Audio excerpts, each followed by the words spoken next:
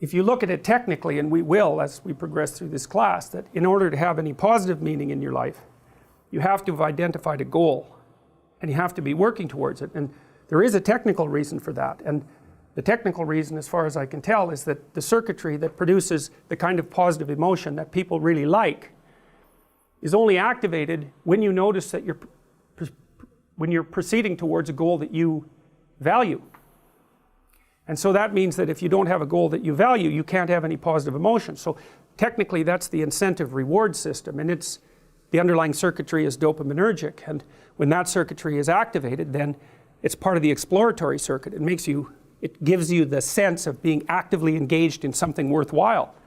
And that's, you tend to think of positive emotion as something produced by reward, but there's two kinds of positive emotion. One is the reward that's associated with satiation, and that's consummatory reward, and that's the reward you get when you're hungry and you eat. But the thing about eating when you're hungry is that it destroys the framework within which you were operating, right? It's time to eat. Well, you eat, and then that framework's no longer relevant. So the consummatory reward eliminates the value framework, and then you're stuck with, well, what are you going to do next? And so the consummatory reward has with it its own problems, but the incentive reward is constantly what keeps you moving forward. And incentive reward, because it's dopaminergic, also is analgesic, literally analgesic. So if you're in pain, you take opiates and that will cut the pain, but so will psychomotor stimulants like cocaine or amphetamines. And so it's literally the case that if you're engaged in something that's engaging and you're working towards a goal, that you're going to feel less pain. And you can see this happening with athletes who are, they'll break their thumb or something, or maybe sometimes even their ankle, and they'll keep playing the game. Of course, afterwards they're suffering like mad, but the fact that they're so filled with goal-directed enthusiasm means that, well, the pain systems are in some sense shut off.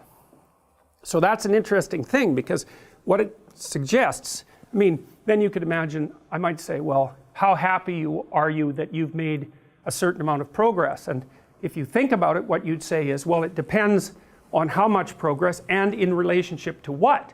So hypothetically, you're going to be happier if you've made quite a bit of progress towards a really important goal.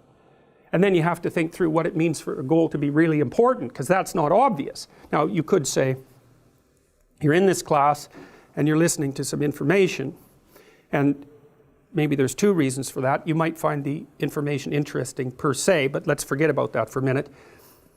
You need to listen to the information so that you can do well on the assignment, so that you can do well in the class. You need to do well in your classes so that you can finish up your degree. You need to finish up your degree so that you can find your place in the world.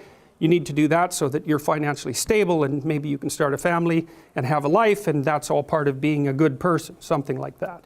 And so that's a hierarchy of goals, and you might say that being a good person would be the thing, however vaguely thought through, that's at the top of that hierarchy.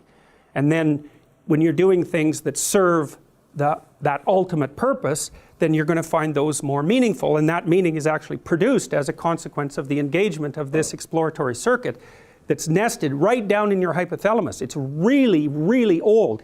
It's as old as thirst, and it's as old as hunger. It's really an old system. And so you want to have that thing activated. At least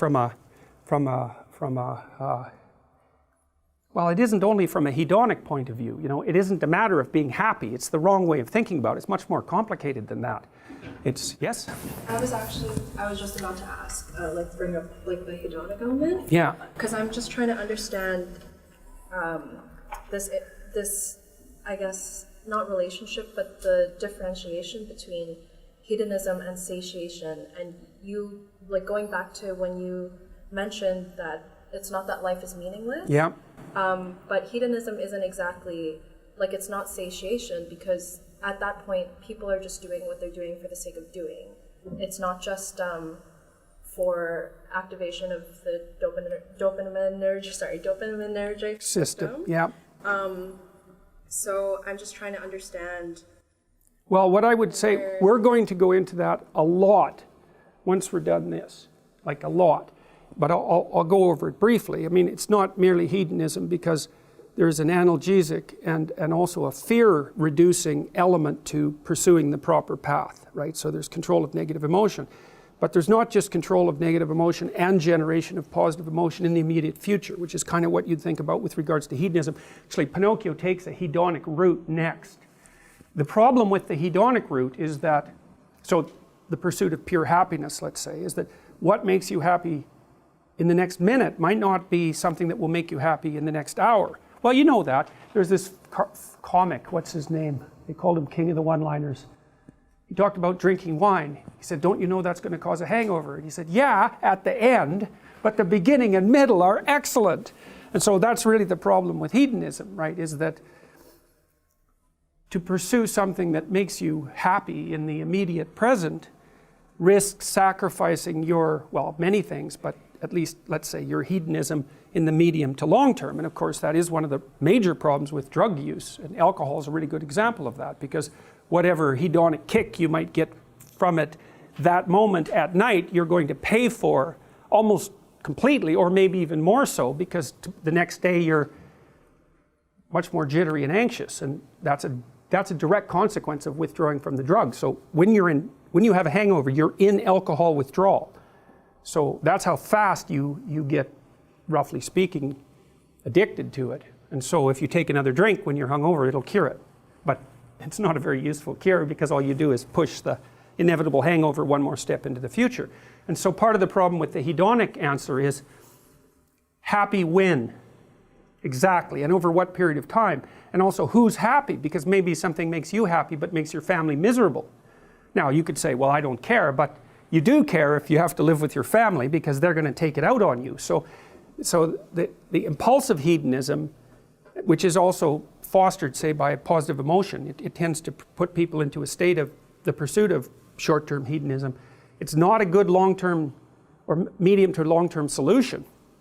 I actually think that's why people evolved conscientiousness, right? Because conscientiousness is not happy. Conscientious people aren't conscientious because it makes them happy.